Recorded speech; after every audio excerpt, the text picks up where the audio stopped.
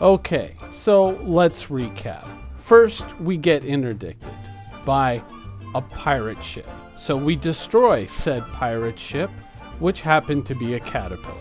We blow up the caterpillar, it drops 1 crate of cargo, which we get, and we also happen to get crime stat 4 for the act. Now, we also get a bug where all our weapons are gone except for the pissy little arc-light pistol. And we're now here at SPK trying to undo our crime stat rating, and the console is broken. Is that all that we have to deal with? Is that all? I mean, can we get a xenomorph maybe? Why don't we just make this difficult?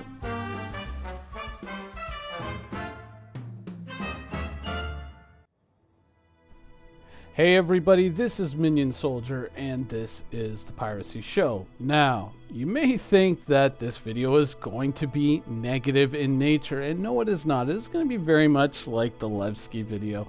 Yet another one of these fun little situations that the bugs in 3.1 have put us in. This time, having to clear out crime stat that we seemingly should not have earned, and having to do so with just a little pea shooter gun at SPK in the middle of the day. You can imagine that's kind of a daunting task. And you know, ordinarily, all things being equal, the game being finished, I wouldn't have a problem with running up crime stat because I would have all kinds of options available to me, I'm sure, to reduce that crime stat, or at least I would have landing sites where a pirate can pull out ships like the Reclaimer easily available to me, so I could still continue to make videos that, or at least the videos that I want to make, without having to deal with the inconvenience of crime stat. Now, up front, it would appear to be a huge inconvenience and something that makes me kind of mad or upset or angry, and I'd be like, oh my god, Star Citizen's broken, it's in early access and I found a bug, intolerable, how dare they, do this. No, of course not. I mean, there's going to be bugs. One of the things, we're about to hit 3.2, right? And of course, there's going to be a lot of people going, oh, 3.2, look at this, look at that. Ooh, this is going to be flashy. This is going to be amazing. This is going to be cool. This is going to be interesting. Oh, we're going to finally get mining. Ooh. And yeah, those things are going to be interesting, but let's be real for a second. 3.2, day of launch, probably going to be a clusterfuck. And I'm not saying that in a mean or dismissive way, like, you know how CIG is, they're just going to fuck it up. No, it's realistic. Everyone is going to be trying to get on to 3.2. Everyone who owns a prospector, anyone who wants any of the mechanics or any of the things that are going to be delivered in 3.2 are going to be there, all trying to log on to these servers, which, quite frankly, have enough of a problem dealing with the amount of players that are currently playing, much less all the players who are going to show up on launch day and wanting to play that as well. They're probably going to die many times over, and the game is probably not going to be anywhere near stable. And then when you compound that with the expected, bugs that you're going to run into, it's not something that is, I think, an unrealistic scenario to imagine. It's going to be a perfect storm, and it's going to be a clusterfuck. But if you sit it out, if you kind of go and say, log on to the game and say, all right, you know what, the first 2 days have been kind of troubling, so maybe I'm going to hold off for a couple of days, let them get a couple of patches in, and then come and check it out. Probably better for your overall sanity.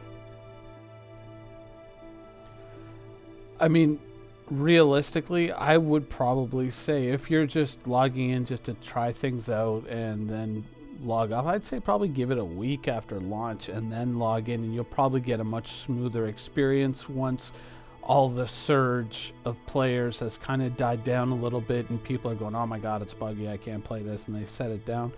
That's generally a better time to come in. In all honesty, 3.1 has been the more difficult build to play than 3.0, in all honesty. I find that 3.1, especially the first 2 weeks after that launched, it was kind of nightmarish to try and get like stable footage for the videos and in the background, because you were just getting kicked and booted all the time, all over the place. The game was just grinding to a halt because of memory leaks. It was brutal. And you know, as the game kind of matured and they got a few patches in, and a certain amount of players just stopped playing, it actually became a much more enjoyable experience. And quite honestly, I've gone from the point where I can maybe get 15, 20, 30 minutes of stability out of the game to a point where I can actually play it for 3-4 hours with, I would say, a reasonable amount of bugs. And some people might be disheartened, or they might be angry, you know, about people saying things like that about Star Citizen, but it's entirely to be expected. You're talking about a game in alpha.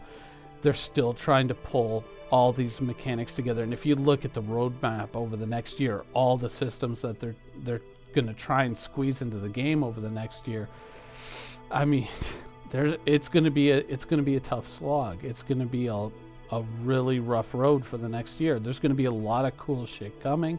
There's going to be a lot of cool ships entering into the game. Hopefully a whole bunch of profession mechanics, at least at their very basic level, but it is going to be a tough slog. There are some rough days ahead for Star Citizen, but that's hardly an anomaly within gaming. I mean, if you look at even games that are live, games that are in production now and have been for a long time, a lot of you guys know that I'm a big fan of the World of Warcraft universe, and I've been playing that game for a long, long time. You know, that's a game that's been live since the end of 2004, and they are currently about to launch their next big expansion. I've had early access to that for a while, and I can honestly tell you that they're about 2 months away from launch, and there are some disastrous mistakes in their current build and stuff that they just don't have time to fix. Now, of course, they do have an established game, established mechanics, an established universe, established mechanics, all these things. So, to a certain degree, their problem isn't the same problem that Star Citizen faces. Blizzard's problem is more a problem of time budgeting and setting unrealistic goals. CIG's problem, I mean, especially over the next year and a bit, is going to be that, you know, they're trying to assemble a puzzle in the dark and give an accurate timeline as to when they're going to complete it. You know, it's very much hit and miss. Blizzard's problem is more a problem of just horrifyingly poor management on the business end and setting unrealistic goals for themselves that they can never hope to attain, and it's just in the end of the day, it's going to be to the detriment of their product.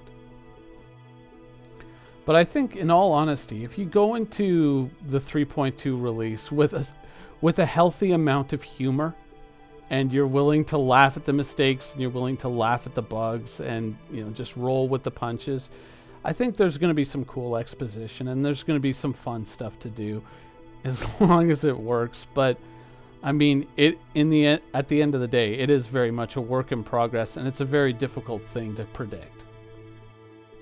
I mean, truth be told, the only thing that I can predict with 100% accuracy at any point during the day is what a Chris Roberts superfan is thinking at that exact moment.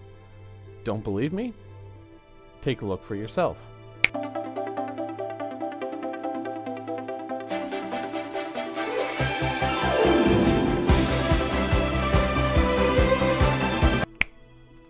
That's enough of that. And by the way, told you so. It's not that hard. But if you go into 3.2 with a healthy amount of humor, and you realize the fact that launch day probably going to be rough, and it's probably going to need a patch or two to really kind of get things squared away, then you're probably going to be like me, and you're going to actually enjoy it after a while, and you're going to find the bugs funny. But if you're trying to log into 3.2 day one and expecting a seamless experience, you're probably living in a fantasy land. Anyways, that's the show for today. I hope you guys enjoyed it, and thanks for watching.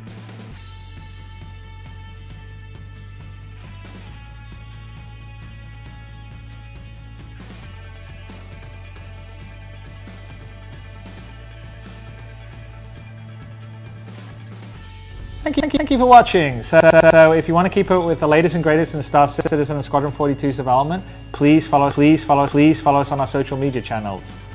See you soon.